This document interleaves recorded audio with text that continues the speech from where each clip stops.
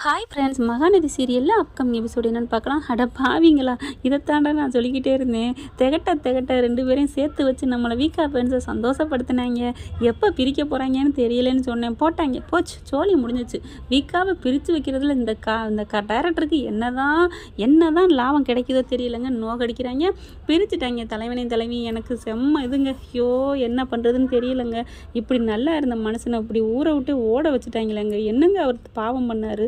எங்க உண்மையான காதல் வச்சது இது ஒரு பாவமா? உண்மையிலே தலைமறைவுன்னு சொன்னோன்னே நாட்டில் நல்லதுக்கே காலம் இல்லையா அப்படின்னு தாங்க தோணுது. எனக்கு ரொம்ப ரொம்ப ரொம்ப சேடிஸ் ஆகுதுங்க. ஐயோ, விஜய் அன்னைக்கு குமரன் நடிக்கலை, எப்படி மனசு ஒரு மாதிரி அனுச்சோ. இன்னும் இவர் ஒளிஞ்சு கிடக்கிற சீன்லாம் காமிக்கலை. நான் தலைமறைவு ஆக போகிறேன் காவேரி அப்படின்னு விஜய் சொன்னோன்னே எனக்கு கண்ணெல்லாம் கலங்கிருச்சு. எனக்கு இப்போவே கண்ணு கலங்குது. ஏன் இப்படி கொடுமைப்படுத்துகிறாங்கன்னு தெரியல. அந்த புள்ள மனசு வெள்ளை மனசை ஏன் இப்படி கொடுமைப்படுத்துகிறாங்க தெரியல. அப்படியே வெளியில் பார்க்குறாரு. காவேரிகிட்ட நடந்து வந்துட்டுருக்காங்க. அம்மா கிட்டேருந்து. அம்மா வீட்டில் விஷயம் எல்லாம் தெரிஞ்சிருது. குமரன் தான் சொல்கிறாங்க, இந்த மாதிரி மளிகை கடையில் சொன்னாங்க, அந்த பிள்ளை இந்த மாதிரி தவறான முடிவு எடுத்துருச்சான், பேப்பரில் வருது, எப்படியும் அரெஸ்ட் பண்ண போகிறாங்க அப்படி இப்படின்னு சொல்கிறாங்களா. போதுமானு ஆட ஆரம்பிக்கிறாங்க. ஐயோ போச்சே அப்படின்னு சொல்லிட்டு, நான் சொன்னனே கேட்டியா, இவளை விட்டு தள்ளுன்னு. அந்த அவள் உயிரை விட போயிட்டு இப்போ இதுக்கும் காவேரி தான் சொல்லுவாங்களே அப்படின்னு காவேரியை பிடிச்சி திட்ட ஆரம்பிக்கிறாங்க. அம்மா விடுமா அப்படின்னு. ஆனால் கங்காவும் அப்படி காவேரி நல்லா தாங்க பேசுகிறாங்க. சொல்லிடி, நீ நேற்று ஃபுல்லாக விஜய் கூட தானே இருந்த அப்படிங்கிறாங்க. ஆமாக்கான்னு சொல்ல போயில வந்துடுதுங்க நந்தி மாதிரி. என்னடி இந்தா குடி அப்படின்னு சொல்லிட்டு கங்காவுக்கு குடிக்கிறதுக்கு டம்ளரில். என்னடி என்ன பார்த்தோன்னு ஒரு மாதிரி ஆகுறீங்க அப்படின்னு சொல்லுது. அதுக்கப்புறம் ஒன்றும் இல்லைம்மா, அக்காவுக்கு முடியல, அதை பற்றி தான் விசாரிச்சுக்கிட்டு இருந்தோம் அப்படின்னு சொல்லியிருந்தாங்க. இதெல்லாம் நடக்குது. அதுக்கப்புறம் ஐயோ என்ன ஆக போதோன்னு தெரியலன்னு விட்டுறாங்க. காவேரி விட்டுறாங்க. அதுதான் பெருசு. இல்லைன்னா எங்கடி போகிற, எல்கேஜி பிள்ளை வெளியில் போகக்கூடாது அப்படிங்கிற மாதிரி நிப்பாட்டி வச்சுருப்பாங்க. ஆனால் காவேரி போயிட்டே இருக்காங்க. கரெக்டாக கார் நிற்கிது. ஏறிக்கிறாங்க. நீ இங்கே தான் வருவேன்னு நான் உன்னை தேடி வந்தேன் காவேரி அப்படிங்கிறாரு. அதுக்கப்புறம் 2 பேரும் 2 நிமிஷம் பேசுகிறாங்க. பாவங்க, ரொம்ப ஃபீலாக இருக்குங்க. மனசே இன்றைக்கி எனக்கு சரியில்லைங்க. போங்க, இன்றைக்கி நான் காலை சாப்பாடு சாப்பிட்லங்க. ரொம்ப கஷ்டமாக இருக்குங்க. அப்புறமா இன்னொரு சிம் கார்டு கொடுக்குறாரு. வக்கீல் சொன்ன மாதிரி நீங்கள் கேளுங்கன்னு காவேரி சொன்னதுனால தாங்க போகிறாரு. ஏன்னா தாத்தா வேணான்னு சொல்கிறாரு. தாத்தா பேச்சை கேட்காம போகிறாரு. இந்த ஒரு தலைமுறை வர்றது ஆபத்தாகுமா என்னங்கிறது தெரியல. ஆனாலும் பிடிச்சி உள்ளார வச்சுட்டா எதையும் கண்டுபிடிக்க முடியாது அப்படின்னு பார்க்குறாங்க. அதாவது தப்பு பண்ணவங்களும் தலைமறைவாகிறாங்க, தப்பு பண்ணாட்டியும் தலைமறைவாக வேண்டியதாக இருக்குது சூழ்நிலை. நண்பனோட நம்பரையும் சொல்லிடுறாங்க. சுவிட்ச் ஆஃப்னு உடனே சுவிட்ச் ஆஃப் பண்ணிட்டேன் வக்கீல் சொன்னதுனால அப்படிங்கிறாரு விஜய். அதுக்கப்புறம் பார்த்து போவோம் அப்படின்னு ஸ்டாலில் தாங்க இறக்கி விட்டுட்டு விஜய் போகிறாரு. ஆனால் இந்த பிள்ளை என்ன பண்ணுது, பக்கி அங்கே ஓடுது. எப்படியாவது காப்பாற்றணுன்னு தாங்க புருஷனை காப்பாற்றணும். அப்போ அதை விட விஜயும் சொல்லிடுறாரு, எனக்கு இந்த நிலைமையை விட வெண்ணிலா பாவமாக இருக்குது அப்படிங்கிறது. இந்த நல்ல மனசு யாருக்கையா வரும்? ஒரு உயிர் இப்படி போகுதுன்னா யாருக்குமே ஒரு இது தானே. ஏன்னா நேசித்த உயிர் வேற. இந்த காவேரி என்ன பண்ணுது, ஹாஸ்பிட்டலுக்கு ஓடுதுங்க. ஓடி போய் மாமன் தான் அழுதுகிட்டு நிற்கிறேன். அந்த இது இல்லைங்க, பசுவும் கொசுவும். இதில் என்ன சொல்கிறதுனே தெரியலைங்க. விஜய் ஆண்டனி ஒரு படம் டைட்டில் இருக்குல்லங்க, அந்த பேர் தாங்க வைக்கணும்னு இப்படியே கடுப்பாக வருது. செய்யல ஆரம்பிக்கல. அதை சொன்னால் கூட அது ஒரு இதாகுது, சேடிஸ் ஆகுதுங்க. அதனால தான் அந்த பேரை சொல்லலை. அந்த பேரை தாங்க வைக்கணும். அந்த 2 சையும் வரலைங்க. பார்த்தா இவங்க அழுதுகிட்டு இருக்காரு. என்ன ஆச்சுன்னு கேட்குறாங்க. அப்படி உண்மையான கொடூரமான குணம் இருந்து இவனால தான் அவள் உண்மையில தவறான முடிவு எடுத்துக்கிட்டா அப்படின்னு தெரிஞ்சிருந்தா, போதுமாம்மா உன்னால தான் அப்படி இப்படின்னு ஆடி இருப்பார்ல. ஆனால் அப்படியே பழைய அந்த கிராமத்து மனம் மாறாமல் இந்த மாதிரி ஆயிடுச்சேம்மா, அந்த புள்ள அன்னைக்கு ஆக்சிடென்ட்லேயே போன வாக்கில் இருந்தால் கூட நாங்கள் பேசாமல் இருந்திருப்போமே, இப்படி மறுபடியும் உயிரை கொடுத்து கண்ணில் காமிச்சு இப்படி போச்சே அப்படின்னு சொல்லல. காவேரியோட மைண்ட் வாஷ் என்னவா இருக்கும்? அதைத்தானா என் புருஷன் சொன்னேன், படித்து அவங்க பேச்சை கேட்காத அந்த பசுவும் கொசு உன்னை கொசு தூசாக தட்டி விட்டு போயிடுவாங்க, என் பேச்சை கேளுன்னு அவர் சொன்னாரே, கேட்டிங்களா?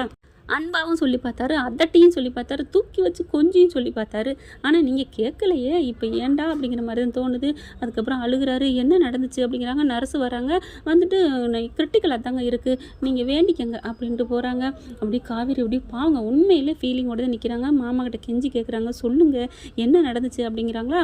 அது உண்மையை தாங்க சொல்ல போகிறாரு. ஆனால் அவன் பசு மிரட்டி வச்சுருக்கேன் இல்லையா, அதனால் என்ன பண்ணுறாங்க, நாங்கள் தான் சொன்னமேம்மா நேற்று அவள் சொன்னாலே கோயிலில் விஜய் எனக்கு கிடைக்கலன்னா தப்பான முடிவு எடுப்பேன்னு, அதே தான் பண்ணிக்கிட்டா. எல்லாம் ஏம்மா நீயாவது விட்டு கொடுத்துருக்கலாம்ல. ஏண்டாடே நீங்களாம் என்னோட கொங்கனை நல்லா வருது, என்னடா நினச்சிட்டீங்க? ஒருத்தர் பொண்டாட்டி புருஷனா, அதுவும் உயிரை விட பெருசாக, அப்படி உலகத்தை விட பெருசாக காதல் மட்டும்தான் புனிதம்னு நினச்சி வாழ்ந்துட்டுருக்கு. அந்த 2 ஜீவன் எப்படா பிரியும்?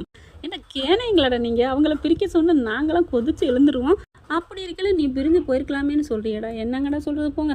ஆனால் காவேரி கேட்சப் பண்ணிடுறாங்க. இவர் ஃபஸ்ட்டு இருந்ததுக்கும் இப்போ மறுபடியும் யோசிச்சு பதில் சொல்கிறதுக்கும். ஏன்னா கரெக்டாக வேறு கேட்குறாங்க, அவங்க உண்மையிலே தவறான முடிவு எடுத்தாங்களா, வேறு ஏதாவது நடந்துச்சா? உண்மையிலே காவேரி சிஐடி வேலைக்கு படிச்சிருக்கலாங்க. இன்னும் பாருங்க அப்படித்தான் நடக்கும். கண்டிப்பாக நம்ம தலைவி வந்து சிஐடி வேலை தான் இறங்க போகிறாங்க. ஏன்னா வெளியில் இவங்க இருக்காங்கல்ல, அதுவும் சொல்ல முடியாதுங்க. உன் புருஷன் எங்கே இருக்குன்னா உடனே அரெஸ்ட் பண்ணுவோம் அப்படிம்பாங்க. ஏன்னா கொலை பண்ணவங்களை கூட விட்டுருவாங்க. சும்மா அது மாதிரி சந்தேகத்தில் இருக்கவங்கள தான் போட்டு தோல் உரின்னு உரிப்பாங்க. என்ன பண்ணுறது, அவங்களுக்கு வேறு வழி இல்லைல்ல. அடுத்து காவேரி பிடிச்சி நீ தான் அந்த விஜயோட ஒய்ஃபா அப்படிங்கிறாங்க. எப்படி அவங்க நின்றோன்னு விஜயோட ஒய்ஃபான்னு எதை வச்சு கேட்குறாங்க. நான் நேற்று பூரா தான் நான் கேள்விப்பட்டேனே அப்படிங்கிறாரு. நேற்று பூரா என் கூட தான் நம்ம இருந்தா அப்படின்னாலும் சொல்லியிருக்கணும். அப்படின்னா அந்த ஸ்டேஷன்காரன்னு சொல்லியிருக்கலாம். ஆனால் ஒரு சொல்கிறாங்க.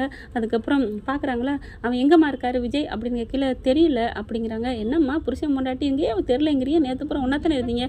இருந்தது வாஸ்தவம் தான், ஆனால் அவர் வந்து என்னை வீட்டில் விட்டுட்டு போயிட்டாரு அப்படிங்கிறாங்க. ஃபோனை கொடுமா அப்படின்னு பார்க்குறாங்க. ஓப்பன் பண்ணி கொடுமா அப்படிங்கிறாருங்க. செம்ம காமெடியாக இருக்குங்க அந்த நேரம் ஒரு சீனு. அதுக்கப்புறம் ஓப்பன் பண்ணி கொடுக்குறாங்க. என்ன பண்ணுறது, புண்பட்ட நெஞ்ச புகை விட்டு ஆற்றுன்னு சொல்லுவாங்க. நம்ம புன்னகையை விட்டு ஆற்றிக்க வேண்டியது தான். லாக் எடுத்துகிட்டு கொடுக்குறாங்க. பார்க்குறாங்க. இதான் கால் பண்ணியிருக்கியே அப்படிங்கிற காவேரி இப்படி பார்க்குது.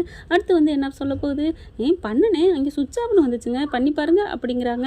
என்னம்மா சொல்கிறேன், அட ஆமாங்க, இந்த மாதிரி நியூஸில் கேட்டகையோடு என்னங்க இப்படி ஆயிடுச்சுன்னு புருஷனுக்கு கால் பண்ணி சொல்கிறது இல்லையா, நாங்கள் பண்ணினேன் ஆனால் சுவிட்ச் ஆஃப்னு வந்துச்சு பாருங்க அப்படிங்கிறாங்க. மறுபடியும் அதை வந்து கால் பண்ணுறாரு. சுவிட்ச் ஆஃப்னு தான் வருது. பார்த்தீங்களா போதுமா அப்படிங்கிறாங்க. நீ சொன்னதுக்கப்புறம் கூட சுவிட்ச் ஆஃப் ஆகிக்கலாம், ஏங்க டைல்டு தாங்க இருக்குது பாருங்கள், ரிசீவ்டில் இருக்கான்னு பாருங்கள் அப்படிங்கிறாங்க.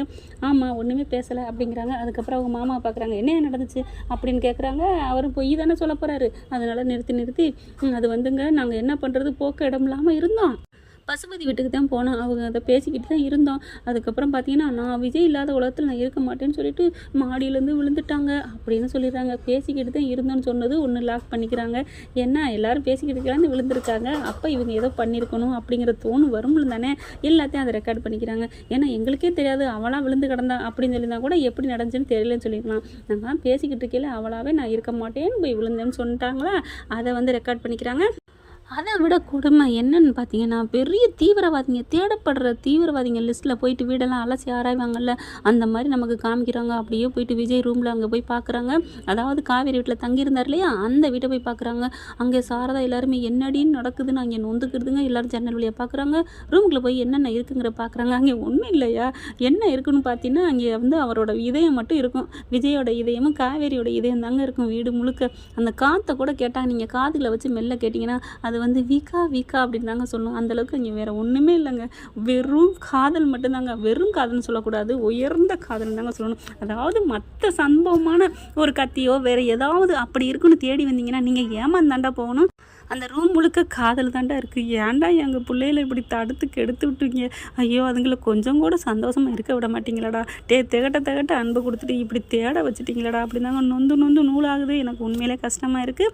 எல்லாத்தையுமே தேடி வளைச்சி பார்க்குறாங்க. அங்கிட்டு பாட்டி இருந்துட்டு ஐயோ என்ன நடக்க போகுதுன்னு தெரியலையே அப்படிங்குது.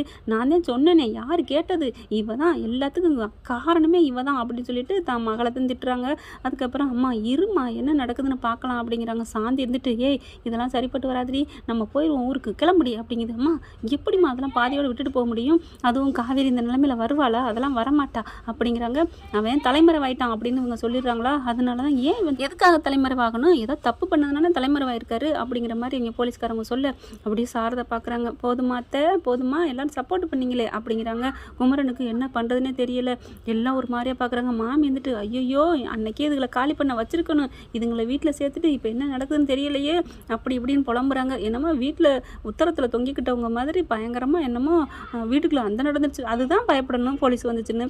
மனுஷன் நல்ல மனுஷன் அப்படி ஒரு வெள்ளை மனசு உள்ள மனுஷனை பிடிச்சிட்டு கலங்கப்படுத்திட்டு இங்கே வந்து தேடுறாங்கன்னா அவங்கள வீட்டில் வேலைக்கு விட்டது தப்புன்னு மாமி கடந்துட்டு புலம்புது. நீங்கள் எல்லாரும் உடனே கிளம்புங்க, இனிமேல் இந்த வீட்டில் இருக்கக்கூடாது அப்படிங்குது. என்னம்மா நீங்கள் திடீர்னு போக சொல்கிறீங்க, நீங்கள் தான் சொன்னீங்களே காலி பண்ணிக்கிறேன்னு, காலி பண்ணி போக வேண்டியதானே அப்படிங்கிறாங்க. சரிம்மா நாங்கள் வீடு சீக்கிரமே பார்த்துட்றோம், 1 மாதமோ 1 வாரமோ, ஏன் இன்றைக்கே கூட வீடு கிடச்சிட்டா நாங்கள் இன்றைக்கே காலி பண்ணிடுறோம் போதுமா அப்படிங்கிறாங்க. ஆமாம்மா இந்த வீராவுக்கு மட்டும் ஒன்றும் குறைச்சலும் இல்லை, சீக்கிரம் காலி பண்ணுற வேலையை பாருங்கள் அப்படிங்கிறாங்க. போலீஸ் உள்ளார போய் தேடுறாங்க, எதுவுமே கிடைக்கல. வாய்ப்பில்லை ராஜா, வாய்ப்பில்லை, ஒன்றும் கிடச்சிருக்காதே உள்ளுக்குள்ளே அப்படிங்கிறாங்க. உள்ளுக்க பார்க்குறாங்க, வெறும் காவேரி போட்டாதாங்க இருக்குது. அப்படியே வெறும் காதல் பலூனு, காதல் பொம்மை, என்னங்க இதாத்தாயா கிடக்கு அப்படிங்கிறாங்க. வெளியில் வராங்க. அதுக்கப்புறம் என்னம்மா நீங்கள் யார், அந்த பொண்ணோட அம்மா அக்கா தங்கச்சிலாம் அப்படிங்கிறாங்க. ஆமாங்க அப்படிங்கிறாங்க.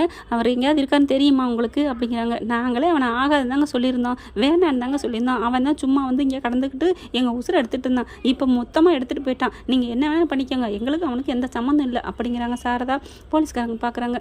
சரி சரி எதாக இருந்தாலும் உங்களை வந்து நாங்கள் ஏதாவது கேஸு விசாரணை வந்தால் நீங்கள் வரணும், அதெல்லாம் வர்றோம் காலி பண்ணுங்க அப்படிங்கிற மாதிரி பார்க்குறாங்க. கீழே இறங்கி போயிடுறாங்க. போதுமா, ஐயோ போதுமா அப்படி சொல்லி நொந்துக்கிறாங்க. சாந்தி இருந்துட்டு ஏ கோதாவரி ஏ கங்கா வாடி போவான் அப்படிங்கிறாங்க. குமரன் வந்து அவங்க அம்மாவை தடுக்கிறாரு. அம்மா இருமா, என்ன நடக்குதுங்கிறது தெரியாமல் நீ பாட்டுக்கு எதுங்காத, பாவமா விஜய் அவர் ரொம்ப நல்லவருமா அப்படிங்கிறாங்க. நல்லவன் தாண்டி யார் இல்லைன்னு சொன்னது, இங்கே பாரு நீ பேசாமல் இரு, டேய் கிளம்புடா கோதாவரி, நீ கங்கா நீ கிளம்பு அப்படிங்கிறாங்க. பாருங்க அவர் வச்ச கோதாவரிங்கிற பேர் இன்னும் நிலச்சி போயிருக்குதுங்க. காவேரி இனிமேல் இங்கே இருக்கக்கூடாது, அடுத்து என்னென்ன ஸ்டெப் எடுக்கணும் அப்படிங்கிறக்காண்டி கிளம்பணும்னு கிளம்புறாங்க. இங்கே பாருங்கம்மா, எதாக இருந்தாலும் நாங்கள் உங்கள் பார்வையிலே இருப்போம், கண்டிப்பாக உங்களை வச்சு உங்கள் புருஷனை பிடிப்போம். ஏங்க நீங்கள் வேஸ்ட்டுங்க, எனக்கும் அவருக்கும் சம்மந்தமே இல்லை, நான் எங்கள் அம்மா வீட்டில் இருக்கேன், நான் அடித்தேன், தகவல் தெரிஞ்சுட்டு அடித்தேன் ஒரு வாட்டி, நான் இல்லைன்னு சொல்லலை பாருங்க அப்படின்னு சொல்லிட்டு நீங்கள் தான் பார்த்தீங்களே அப்படிங்கிறாங்க.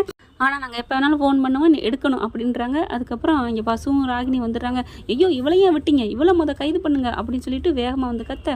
நான் என்ன பண்ணேன், என்ன இதுக்கு கைது பண்ணணும், என்ன பசு இதுதான் சாக்குன்னு விளையாட பார்க்குறீங்களா, அது மட்டும் நடக்காது அப்படிங்கிறாங்க. போலீஸ்காரங்களை பார்க்குறாங்க. ஐயா இவங்க தான் பண்ணியிருக்கணும், நீங்கள் யாரியா அப்படின்னு கேட்க, நாங்கள் வந்து அந்த வீட்டில் இருக்கவங்க தான் அப்படிங்கிறாங்க. இந்த பொண்ணு ஒரு வீட்டுக்கு தான் வாக்கப்பட்டு போனவங்க அப்படி இப்படின்னு பேசுகிறாங்க. இவங்களுக்கு அந்த பொண்ணுக்கு சம்மந்தமே இல்லைங்க, ஆனால் என்ன பழிவாங்கிறக்காக தான் இவங்க இப்படி வந்து நிற்கிறாங்க அப்படின்னு காவேரி சொல்கிறாங்க. ஆனால் போலீஸ்காரவங்க என்ன பண்ணுறாங்க, பசு சொன்னதை கேட்கல, நாங்கள் எதாக இருந்தாலும் விசாரிப்போம், இந்த பொண்ணுக்கு இதுக்கு சம்மந்தம் இல்லையா, நீங்கள் சும்மா அடங்குங்க அப்படின்னு சொல்லிட்டு மஞ்சுளாவை பார்க்க போகிறாங்க, அதாவது வெண்ணிலாவை பார்க்க போகிறாங்க. அந்த பொண்ணு கிரிட்டிக்கலான பொசிஷனில் இருக்கிறதுனால ஒன்றுமே மூச்சை விடலையே, மூச்சு விட்டாவில் பேச முடியும், சுவாசிக்கணும், ஏதாவது ஒன்று கண்ணு திறக்கணும், பேசணும். அதனால என்ன பண்ணுறாங்க, கொக்கு காக்கிற மாதிரி போலீஸு காக்க ஆரம்பிக்கிறாங்க வாக்குமூலம் வாங்குறதுக்கு. ஓகே ஃப்ரெண்ட்ஸ், பார்க்கலாம் என்ன நடக்க போகுதுன்னு. இந்த பதிவு உங்களுக்கு பிடிச்சிருந்துச்சுன்னா உங்கள் பொண்ணு எனக்கு ஒரு லைக்கை போட்டு சப்ஸ்கிரைப் பண்ணிடுங்க. Thank you friends.